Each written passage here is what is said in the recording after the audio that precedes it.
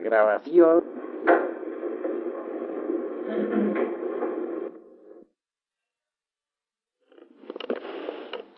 El cuerpo astral está gobernado por la luna. Por eso es que las salidas astrales se hacen más fáciles con la creciente, un poco más trabajosas en la menguante. El mental es mercuriano 100%.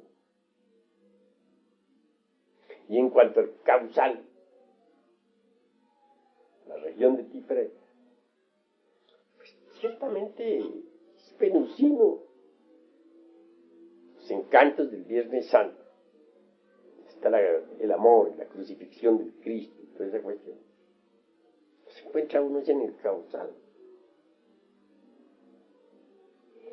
En cuanto a Geburá, el Budi, que se lo ha considerado marciano, en el fondo es solar. En cuanto a Chesed, es marciano de verdad. Claro, esto no lo aceptan muchos cabalistas. Pueden considerarlo hasta absurdo, ¿no? Pero quien tenga experiencia directa sobre Chesed sabe muy bien que Chesed es guerrero. Es el íntimo que tiene que estar en lucha a muerte contra las tinieblas. A luchar, que tiene que luchar duro por la autorrealización. Está en batalla. Eso es obvio. Que tenga algo de jupiteriano por su cetro de mando y su dominio, no lo niego, pero es guerrero.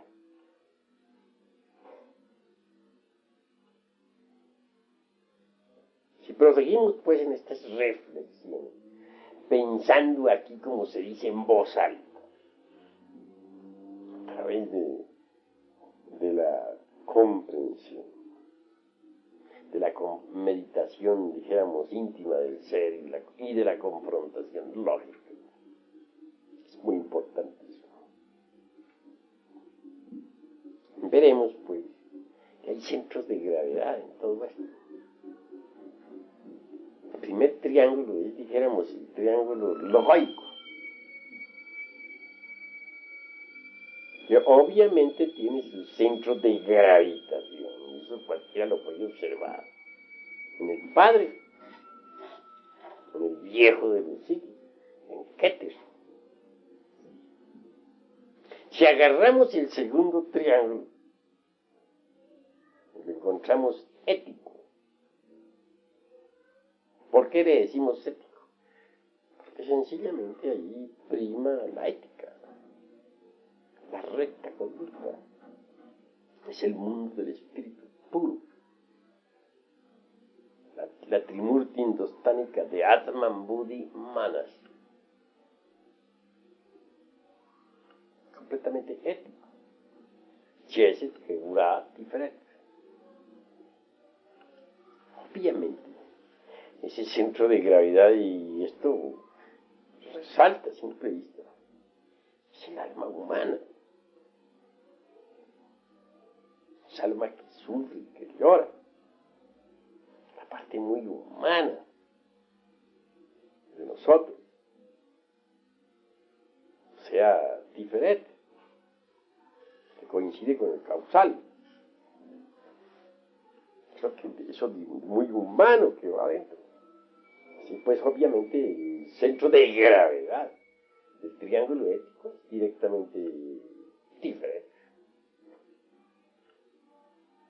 Descendemos por el árbol de la vida y encontramos el tercer triángulo, el mágico. Ese triángulo mágico está formado por Nechá, o sea, la mente, por Hod, el astral, y Yesod, fundamento sexual de todo esto. Es mágico.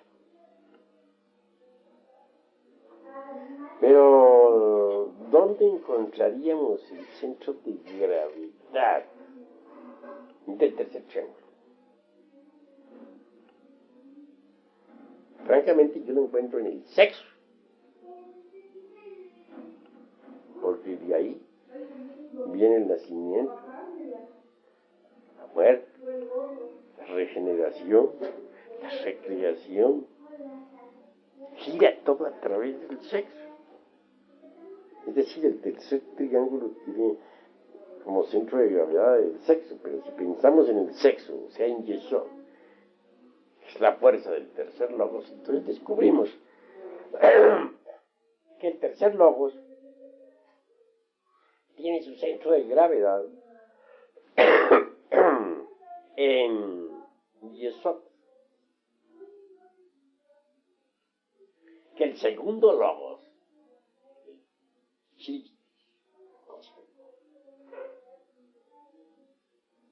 o sea, Chomar, tiene su centro de gravedad precisamente en el alma humana, en Tiferet. Así pues hay tres centros de gravedad básicos en todo este árbol de la vida. El primero es el viejo de los siglos como centro de gravedad, fundamento del primer triángulo.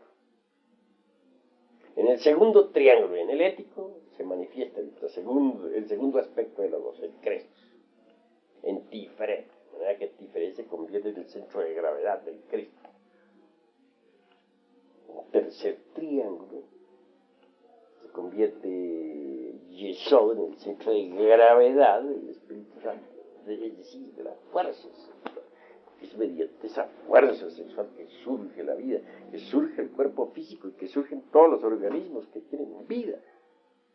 Malkut ya es el mundo físico, pero Malkut, el cuerpo físico, no podría existir sin la presencia del sexo, puesto que somos hijos de un hombre y de una mujer. Así pues, en Yesod es el fundamento del tercer logos, centro donde gravita la fuerza sexual del tercer logos. Conviene no perder de vista todo esto, mirar al primer triángulo y pensar en ese centro de gravitación del primer triángulo, el viejo de los siglos. Bajar al segundo triángulo y pensar en que el Cristo cósmico viene a manifestarse en ti, que ahí gravita dentro de la manifestación. Descender aún más al tercer triángulo y descubrir la fuerza sexual en el fondo vivo de toda nuestra fisiología erótica, en Yesod.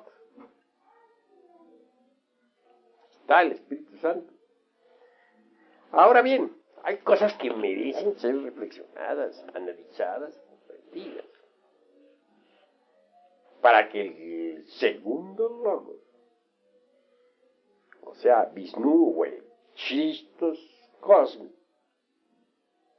pueda salvar a un hombre, tiene que convertirse en Jesucristo. Porque el Cristo en sí mismo es una fuerza cósmica. Solo que si humanice esa fuerza en alguna forma, de alguna manera, puede salvar a un hombre. Eso es claro. Y hay alguna manera como para que se humanice, sí la hay. Y ahí hemos llegado a un punto que es bastante difícil porque hay que aprender a manejar las trimurtis. Hay hermanos que les cuesta mucho trabajo entender esta cosa de las trimurtis. Están acostumbrados, por ejemplo, a pensar en el primer logos, segundo logos, tercer logos.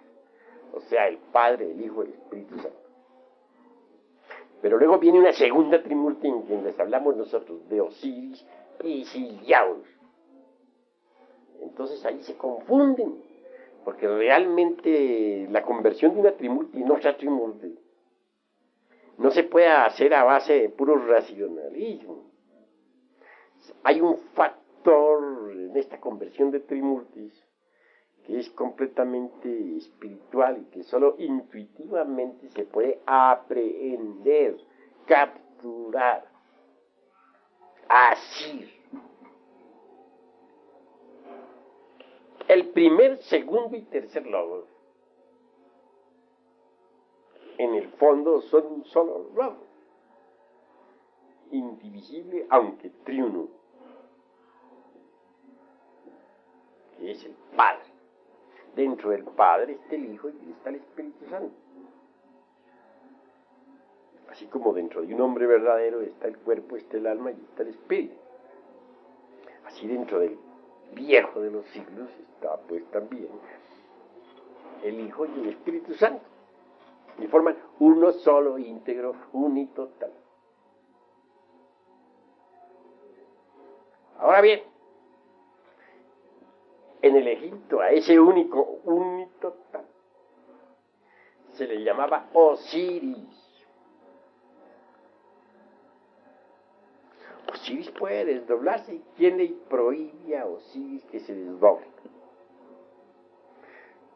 Puede desdoblarse. Así pues, se desdobla en Isis. Eva siempre sale de la costilla de Adán, tanto abajo como arriba.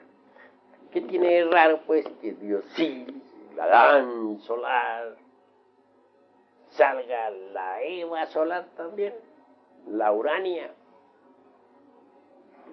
Venus, la esposa de él? ¿Se puede hacerlo? Pues del uno siempre sale el dos. Así pues el padre que está en secreto tiene su esposa, que es la divina madre Kundalini. Osiris siempre tiene por esposa a Isis. Ahora, de la perfecta unión de los dos, del divino esposo y de la divina esposa, nace el niño Aurus, que la madre divina lleva en sus brazos. Ella lo concibe por obra y gracia del Espíritu Santo, es decir, del tercer logos. Pero téngase en cuenta que aunque ella sea la esposa del tercer logos, dentro del tercer logos está el segundo y está el primero también. Porque al fin y al cabo el logos es triuno e indivisible, unitario, íntegro, unitotal. Se necesita mucha sutileza para entender esto, mucho refinamiento, mucho sintetismo conceptual, gran intuición. La conversión de las trimurtis de una en otra es algo que al estudiantado gnóstico le da mucho que hacer. Pero si ustedes agudizan un poquito su intuición, pueden entender.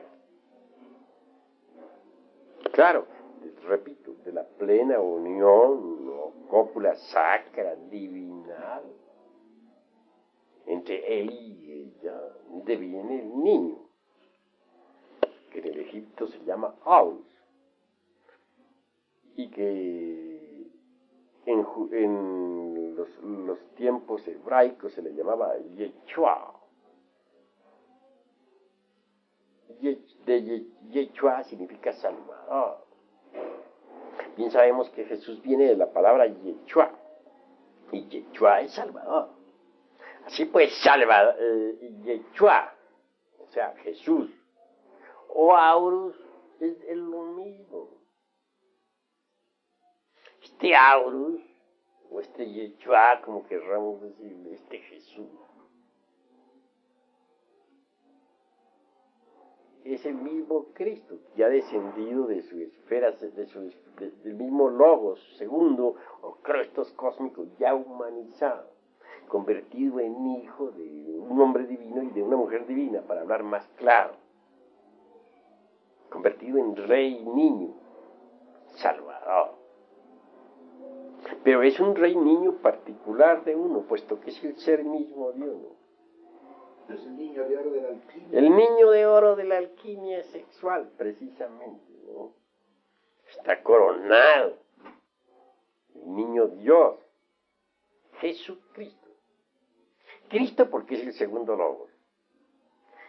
Jesús porque se ha convertido en Salvador. Para convertirse en Salvador ha tenido que por decirlo así, descender de su misma esfera, penetrar en un vientre purísimo, virginal, y nacer por obra y gracia del Espíritu Santo. Entonces, claro, se ha hecho hijo de la Madre Divina.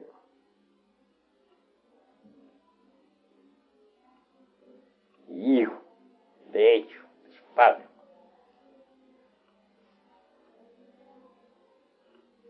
Entonces, maestro, diferentes Yeshua en otras palabras. Sí, puede decirse que Tiferet es Yeshua en otras palabras. Está bien captado, intuitivamente. Es el Hijo del hombre. Alguien podría, por ejemplo, alcanzar la quinta iniciación del fuego, de que hablan todos los textos esotéricos, tanto de Oriente como de Occidente, sin que por ello recibiese la iniciación de Tiferet. Y sin embargo, Tiferet está relacionado con el causal. Y la quinta iniciación es del causal. Cualquiera diría que al alcanzarse la quinta iniciación, forzosamente se reciba la iniciación de Tiferet. Y eso no es así.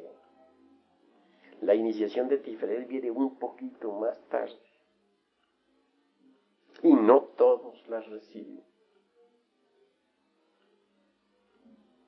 ¿Quién la va a recibir? Entiendo que el que agarra la vía directa.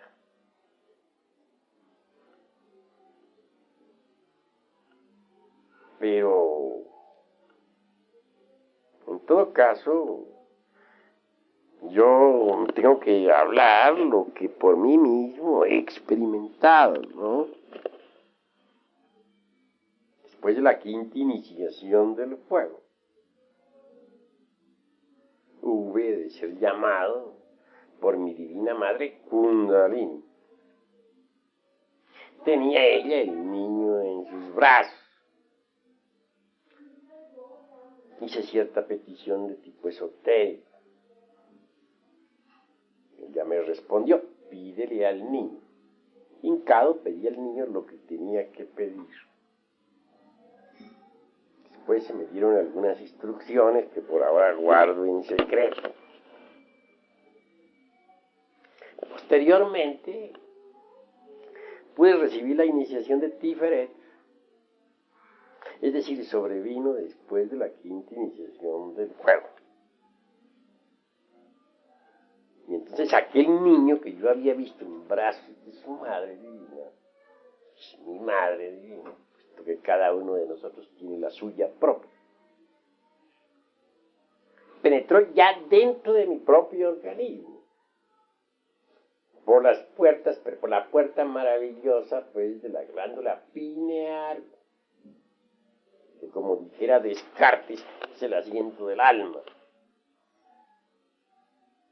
Claro, mi cuerpo en este caso viene a ser el establo, ¿no? Donde nace el niño, ¿no? Y el cuerpo de cualquier iniciado que recibe la iniciación de Tiferet es el establo, donde el niño nace, viene al mundo. Entonces ya, en principio puedo decirles que no se nota mucho la presencia del niño dentro de un mismo. Él nace, dijéramos, entre los animales del estado, que no son otra cosa sino los animales del deseo, las pasiones, es decir, entre los elementos que componen el yo pluralizado. El niño tiene que sufrir mucho, nacer en un establo. Él no nace en un gran palacio, él nace en un establo. El establo. Bien, claro que va creciendo poco a poco, a través del tiempo. La labor que tiene que hacer ese niño es muy dura.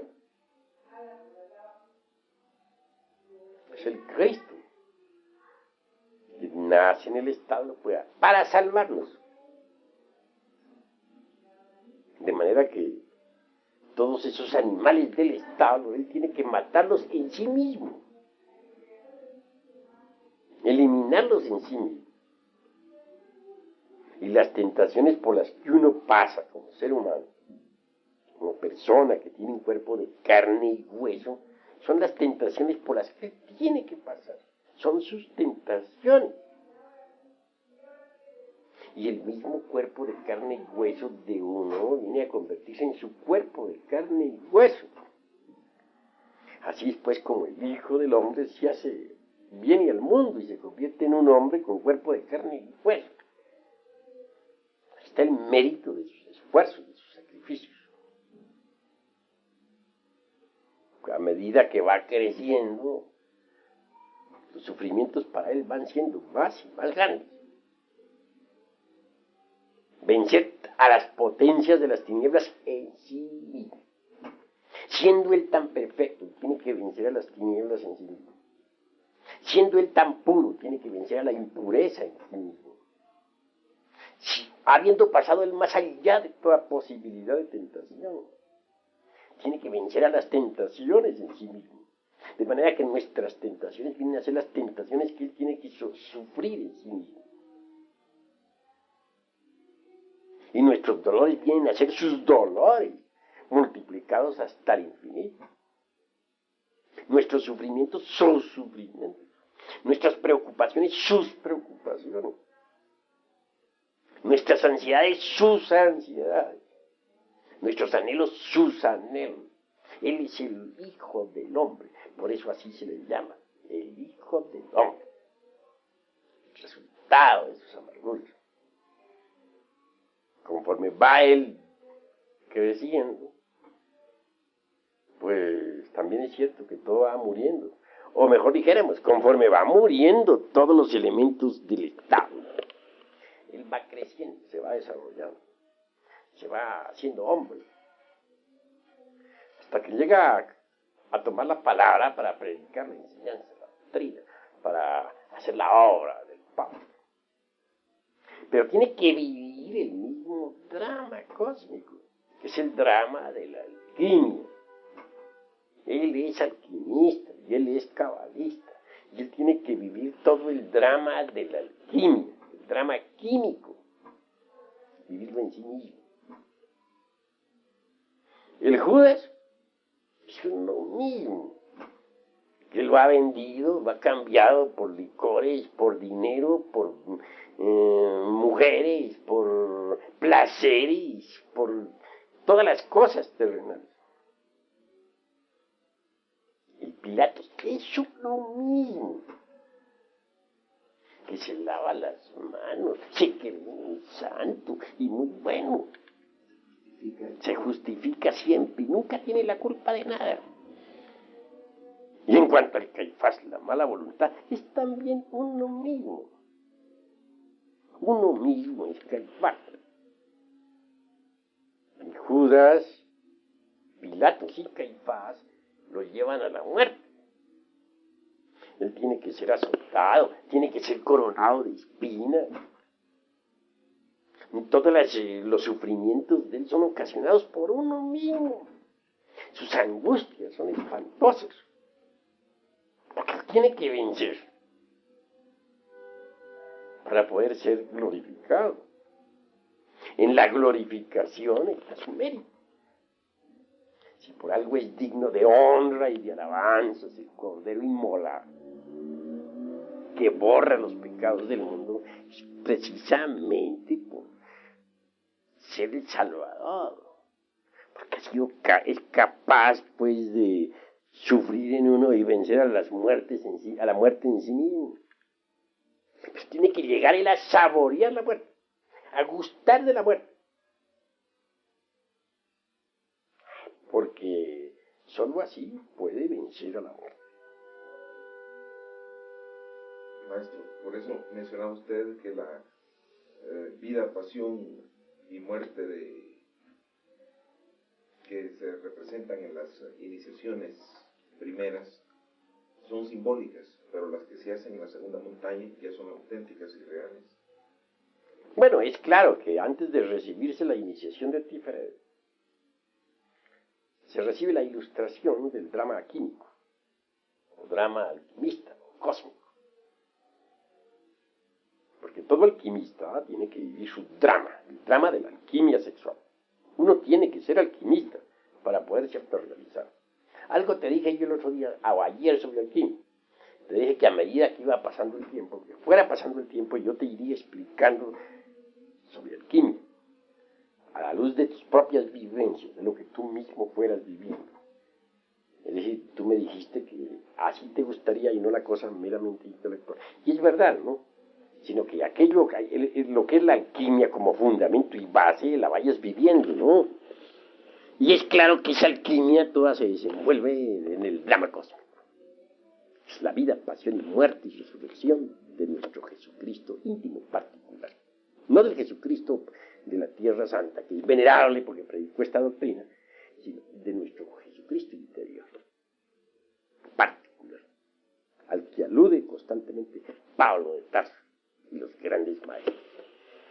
Así pues, que todo ese drama, que tal como está escrito en los 4 evangelios, es el drama alquímico que tenemos que vivirlo dentro de nosotros mismos. Y él, precisamente él, es el personaje central del drama. Cualquier clarividente iluminado puede verlo a él cuando está salvando a un iniciado. Cómo sufre, lo puede ver coronado de espinas, lo puede ver sujeto a las grandes vejaciones. ¿Quiénes son esas multitudes que piden su crucifixión? Todos los yoes. ¿Quién es ese Pilatos que se lava las manos? El demonio de la mente. ¿Quién es ese Judas que lo cambia por 30 monedas de plata? Pues no es otra cosa sino el deseo animal, el yo base del deseo, o los elementos más abominables del deseo. Y los 3 clavos, maestro. Y en cuanto a Caifás, pues es el demonio de la voluntad, mala voluntad. Los 3 clavos, porque se le crucifica, pues se le clava la cruz. Son las 3 purificaciones por el hierro y por el fuego. La cruz misma en sí es sexual. Ya sabemos que el palo vertical de la cruz es el falus y el horizontal es el útero. Ya sabemos que la verdadera cruz se forma con la inserción del lingam dentro del yoni. Es decir, el falus vertical dentro del éctasis formal hace cruz. Y la verdadera fidelidad del místico, del cristiano auténtico, se prueba con la cruz. Pero me refiero a la cruz sexual, aquella que se forma con la inserción del falus vertical dentro del éctasis formal. Esa es la cruz auténtica. Un individuo puede decir que es fiel al Cristo, que lo ama, que lo adora, pero si no lo prueba con la cruz, en el mismo lecho matrimonial, es falso y es mentiroso. Está demostrando que no es fiel al Cristo. Pero bueno, no nos apartemos tanto del tema. En todo caso, quiero decirles a ustedes que él vive el drama cósmico. Hasta con su muerte, matar a la muerte. Cuando lo ha logrado, entonces es cuando exclama el apóstol: vencida es la muerte con victoria. ¿Dónde está, oh muerte, tu victoria? ¿Dónde está, oh sepulcro, tu aguijón?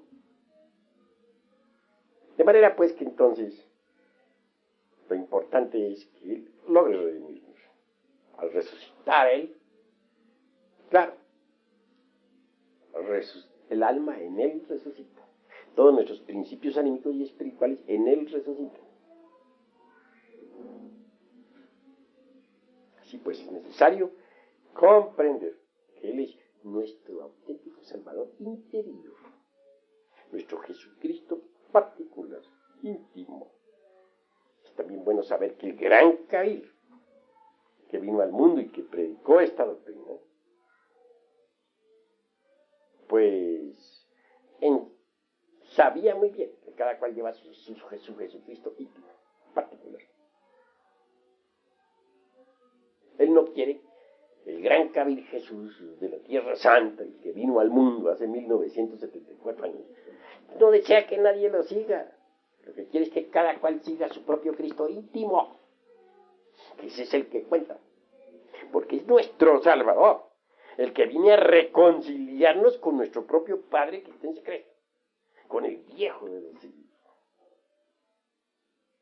el gran reconciliador. Una vez que él ha logrado el triunfo, de salvarnos, se glorifica. Y digno es de toda alabanza y gloria, que ha vencido al mal en sí mismo, que es lo grave. No lo ha vencido desde afuera, sino en sí mismo. Se ha inmolado como cordero, por eso se le dice el cordero inmolado, se ha inmolado para salvarnos, con su sangre, es decir, con el fuego. Porque en alquimia la sangre representa al fuego sagrado del Kundalini.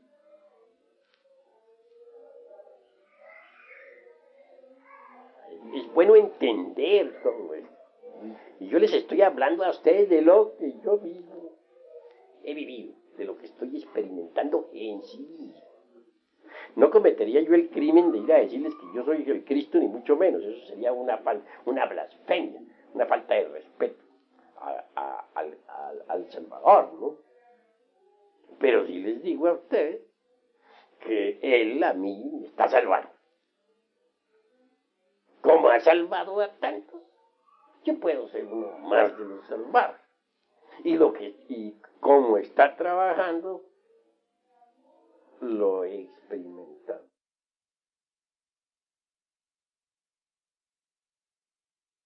Colombia vienen algunas cosas que siempre explican eso, pero está un poquito profunda la cosa, ¿no? En otras palabras, yo le dije a Tony esto, nunca hemos ido al maestro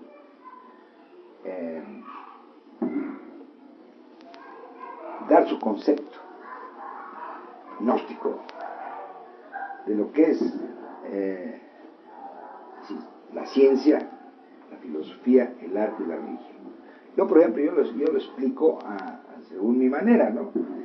Y yo, por ejemplo, digo, el arte es la aplicación de la ciencia, es decir, el arte es, te voy a decir para que se entienda el concepto que yo tengo, por ejemplo, el arte es la aplicación y la expresión del conocimiento gnóstico, es decir, para expresarlo, para comunicarlo, se requiere arte, es el arte, es que hay que transmitir la belleza, el amor, etcétera, que decía la sabiduría gnóstica, y eso se hace a través de una aplicación.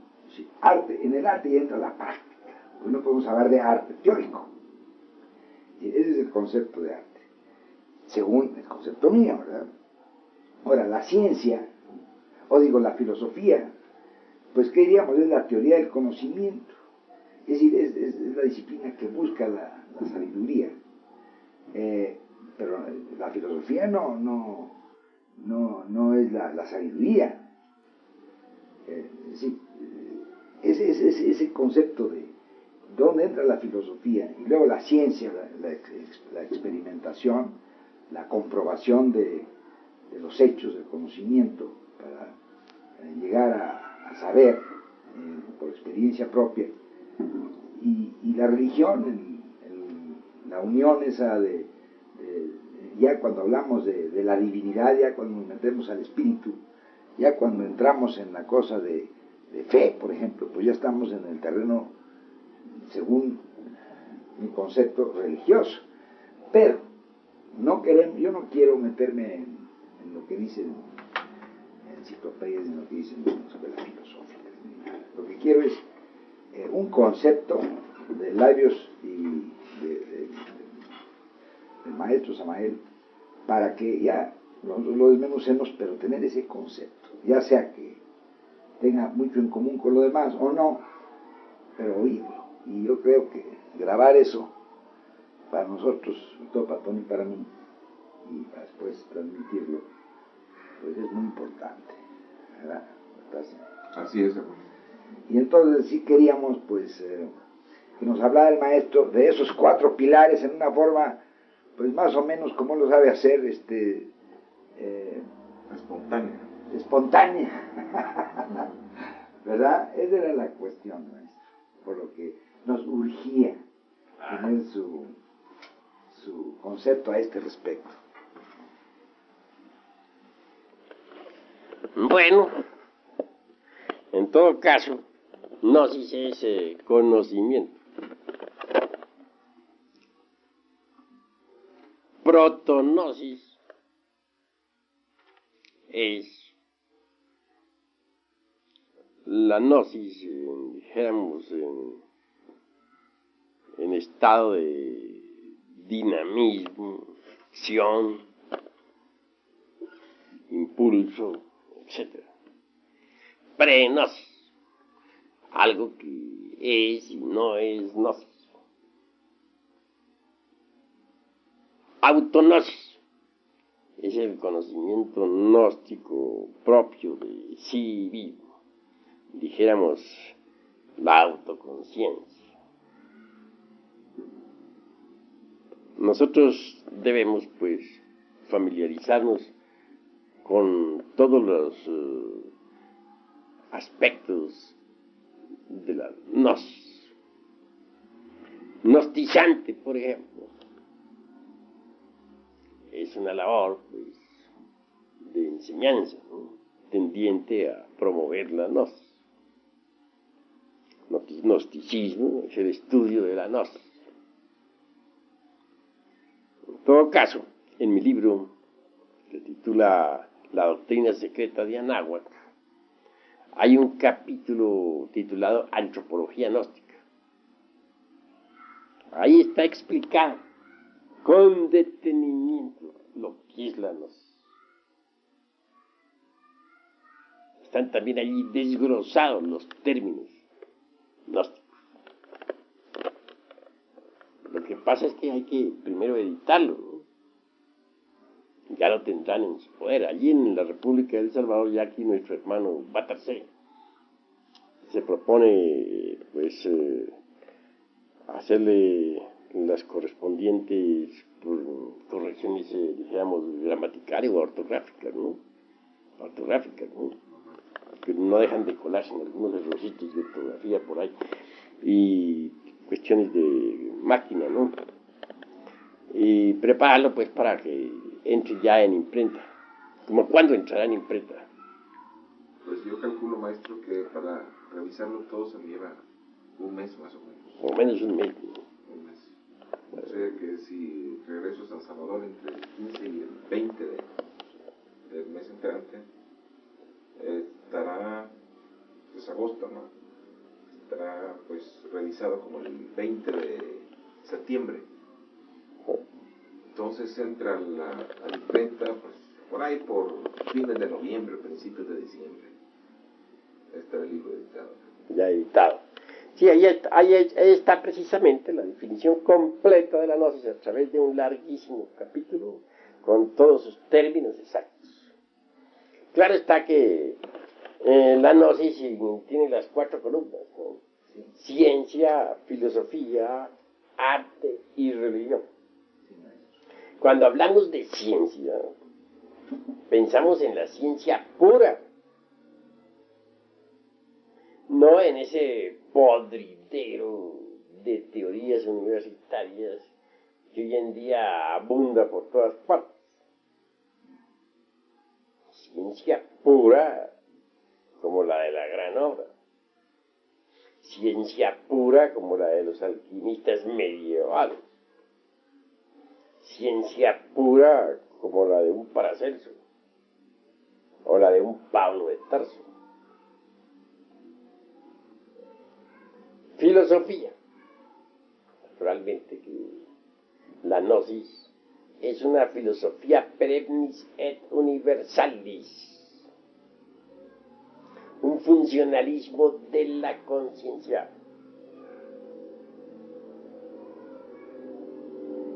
Brota de diversas latitudes. Quienes piensan únicamente que la gnosis tiene su origen en la Persia, o en el Irak, o en la Palestina, o en la Europa medieval, están equivocados. La gnosis es, repito, un funcionalismo de la conciencia. La encontramos en cualquier olla india, cualquier piedra arqueológica, etc. A través de la antropología gnóstica podemos evidenciar la tremenda realidad de que la gnosis brota por doquier. Hay una gran diferencia, por ejemplo, entre lo que es la antropología, dijéramos, meramente profana, y lo que es la antropología gnóstica. Los antropólogos profanos, por ejemplo, no son capaces de penetrar en el fondo vivo de los grandes misterios arcaicos. En cambio, la antropología gnóstica va al fondo. Cualquier pirámide, cualquier pieza arqueológica, etc., se dirige en última instancia al ser. Siempre al ser. De manera que la gnosis va hacia el ser, hacia la transparencia cristalina del ser. Es obvio que quienes verdaderamente amen al ser, quienes se preocupen por su propio ser interior, tienen que resolverse a disolver al ego, al yo pluralizado. Indubitablemente, rechazar al ser es condenarse al abismo y a la muerte segunda, de la cual se habla en todos los textos gnósticos. Así pues, repito, nuestra filosofía es una filosofía perennicia et universalista. En cuanto al arte, lo hallamos en todas las piezas arcaicas, todas las piezas antiguas, en las pirámides, en todo el arte, en todos los viejos obeliscos de Egipto, en el México antiguo, en los mayas, en las piezas arqueológicas de aztecas, zapotecas, toltecas, etc. En las pinturas de un Miguel Ángel, en los jeroglíficos de Egipto, en los bajorrelieves antiguos del viejo país de los faraones, en la China, entre los viejos pergaminos pues, de la Edad Media, entre los fenicios, asirios, etc. Hay dos clases de arte, eso es lógico. Un arte que podríamos llamar subjetivo, que es el arte ultramoderno, que a nada conduce. Ya existe también el arte regio de la naturaleza, el arte objetivo, real, el arte trascendental. Obviamente tal arte contiene en sí preciosas verdades cósmicas. Indubitablemente, el arte gnóstico se basa en la ley del 7, en la ley del eterno Evta Paraparshinok. Cuando se descubre cualquier reliquia, cualquier pieza arqueológica, pues normalmente se puede ver en ciertas, dijéramos, inexactitudes intencionales,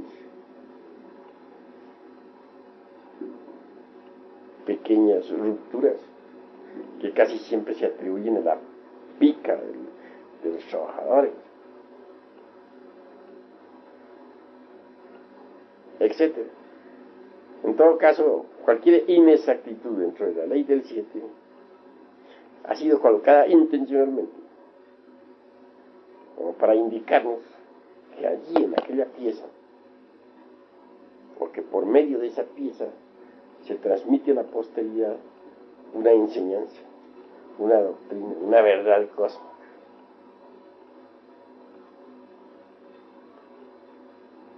En cuestión de pinturas, lo mismo, la ley del 7 gobierna todas esas pinturas, dijéramos, antiguas.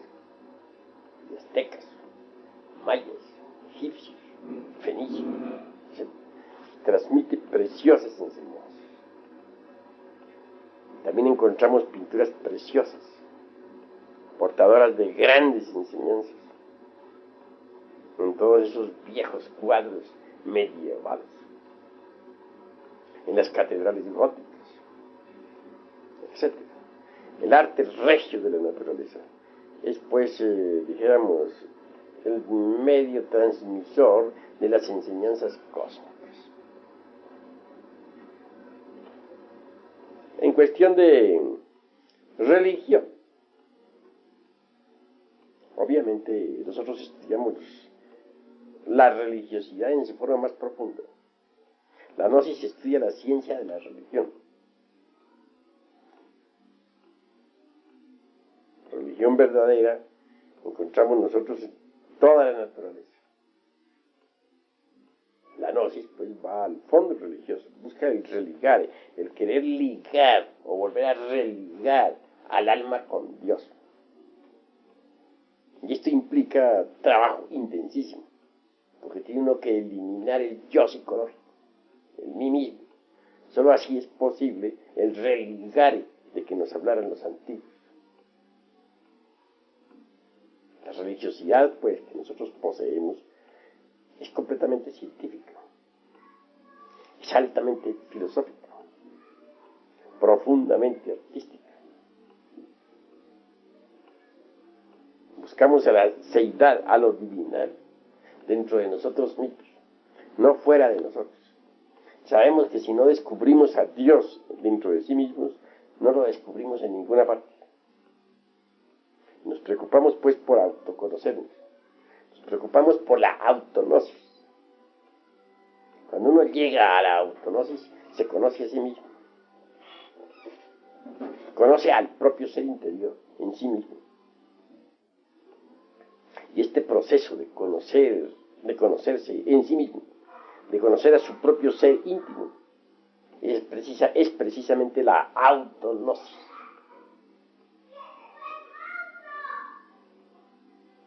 Así pues que la ciencia, la filosofía, el arte y la religión son las 4 columnas básicas del movimiento gnóstico. ¿Hay alguna otra cosa así que preguntar? Me parece muy completo, ¿verdad? Claro, los primeros términos que usted usó ahí yo nunca los había oído, de prenosis, como protonosis,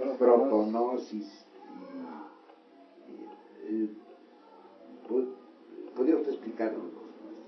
Bueno, voy a decirte, en el libro que va a salir, que es la doctrina secreta de Anahuac, hay todo un capítulo dedicado a la explicación de esos términos, que es precisamente el capítulo sobre antropología gnóstica.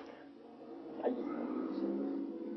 La vez pasada, el sábado pasado, el maestro en tercera cámara nos dio una cátedra pues cabalística,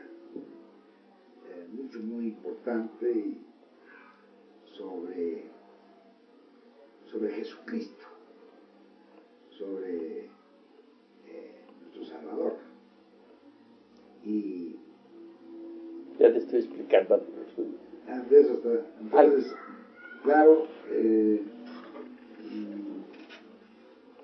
yo se lo estuve platicando a Tony, y Tony me dice, caray, pues es que también el maestro me empezó a decir algo al respecto, ¿no? Pero es tan importante que en relación con el centro de gravedad del movimiento gnóstico, que radica precisamente en la iniciación de Tiferet, que es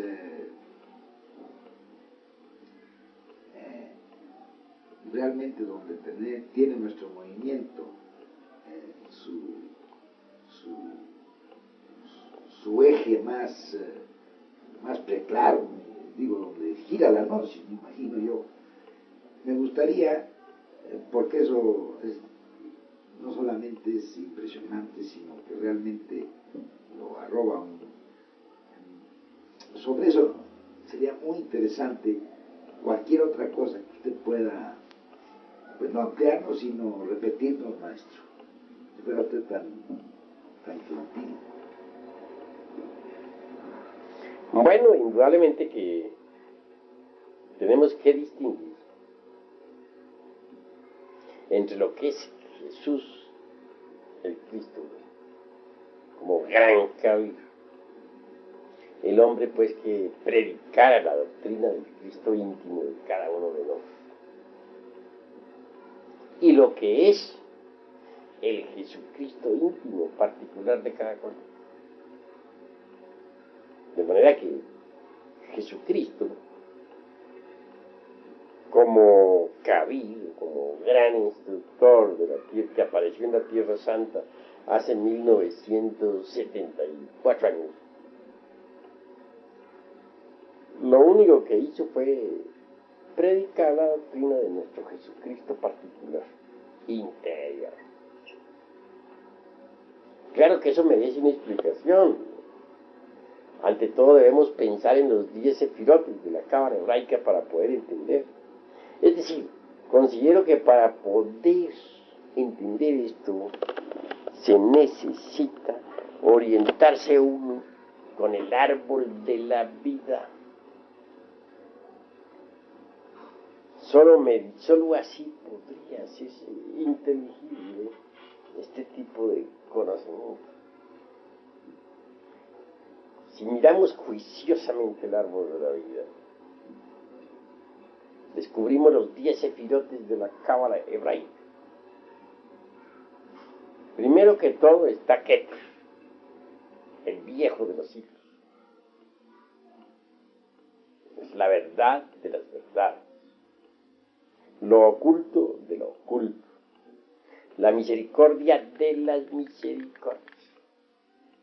De manera que Él es nuestro Padre, que está en secreto. Se desdobla a sí mismo en Chomag.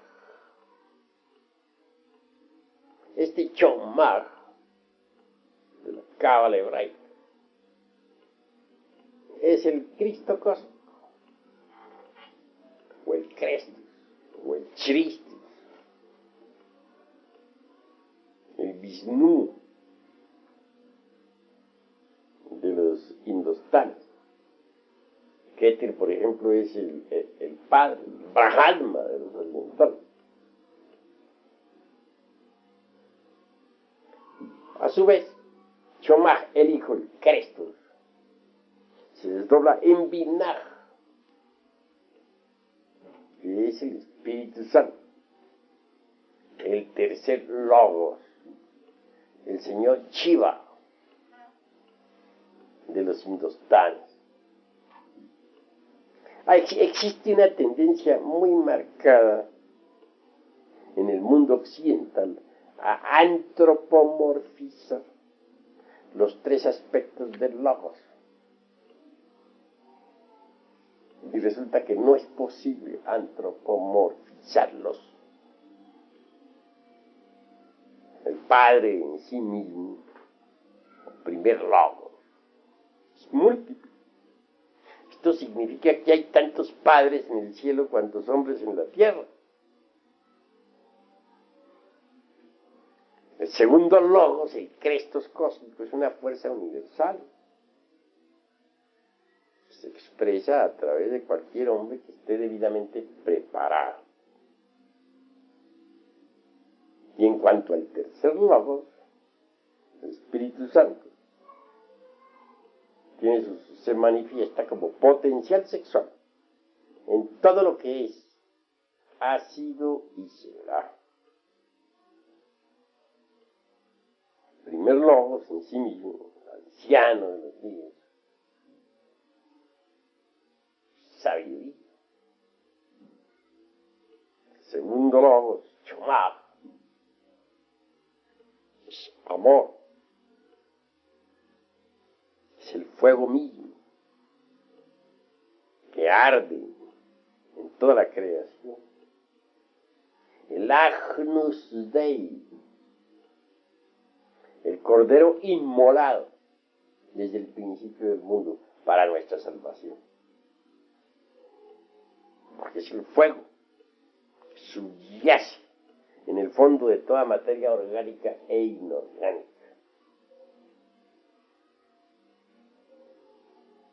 Y en cuanto al tercer logos, el Espíritu Santo, es esa fuerza sexual que vemos entre los estilos y pistilos de las flores, que se expresa a través de los órganos creadores de todas las especies que viven.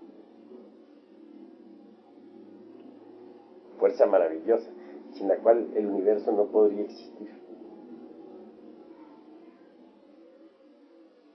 Claro que entre esos tres aspectos, dijéramos, superiores, primero, segundo y tercer logo, y los séfirotes inferiores, hay un abismo que está lleno donde hay un séfiro oculto, que es Da'at. Da'at, propiamente dicho, es el conocimiento tántrico,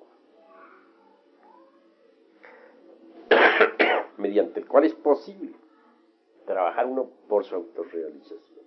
Es un séfirote secreto, muy distinto a los 10.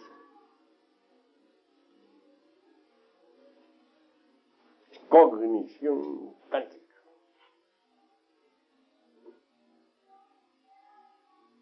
Vienen después en manifestación los séfirotes subsiguientes. Chesed, en sí mismo es Atman, el íntimo. También se le dice Gedulah.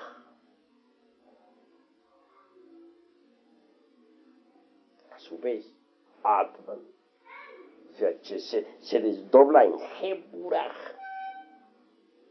Y Geburah es el rigor, la ley. Es el Buda. Es el alma espíritu, la valquiria de la cual nos hablará don Mario Rosso de Luna, el insigne escritor español, la bella Helena, etc.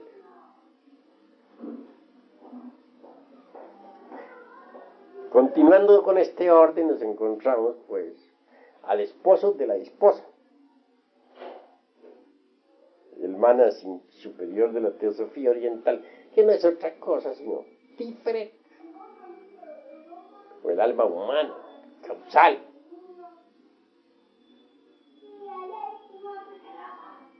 Ya hemos llegado pues en esta cuestión de los sefirotes a un punto muy delicado, delicadísimo, porque es muy fácil confundir a Tiferet en sí mismo con el causal, y sin embargo el causal viene a ser el vehículo de Tiferet. Pero debemos distinguir entre lo que es el alma humana y Tiferet en sí mismo. Es claro que todo eso lo vamos explicando en orden, pero continuemos con los séfirotes inferiores. Sigue en descenso Netzach, que es el mundo mental, la mente cósmica, la mente del ser humano. Luego viene Hot, que es el mundo astral, el cuerpo astral. No hay duda de que en el Chaj, por ejemplo, venimos a encontrar nosotros la magia hermética, y que en Hot la magia natural. Otros autores piensan diferente. Creen que en Hot, o sea, el astral, está la magia hermética, y que en el Chaj, el mundo mental, está la magia natural. Tengo que disentir con ellos en ese sentido, porque resulta que la mente propiamente dicha es mercuriana, pero hay autores que no están de acuerdo con mi concepto, suponen que es venusina. Yo lamento disentir con esos clases de conceptos, que cualquiera puede darse cuenta que la mente es mercuriana. Así pues, la magia hermética hay que buscarla con Mercurio en la mente. Y en cuanto a la magia natural, o magia ceremonial, o ritualística, etcétera, podemos bien encontrarla en el mundo astral, en el cuerpo astral. Después continúa en descenso, pues, Yesod, el cuerpo vital o etérico. Y por último, Malkut, el físico. Más abajo están los clifos de la Cábala, que son los mundos infiernos. Pero hay puntos muy delicados que pueden conducir al error. Yesod, por ejemplo, en sí mismo influye sobre los órganos sexuales.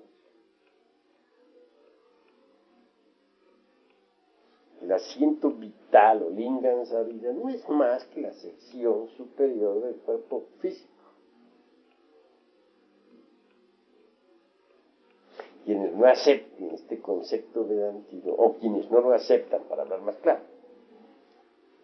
piensan que el físico es un cuerpo aparte, el vital otro muy distinto, etcétera, etcétera, y trazan entonces un orden un poco equivocado. Si consideramos al Yesod como fundamento, es claro que se encuentra en los órganos sexuales. El cuerpo vital sea el asiento de las actividades biológicas, físicas, químicas, es otra cosa. Que en alguna forma esté influenciado por Yesod, no lo negamos. Pero en todo caso, Yesod son los órganos sexuales.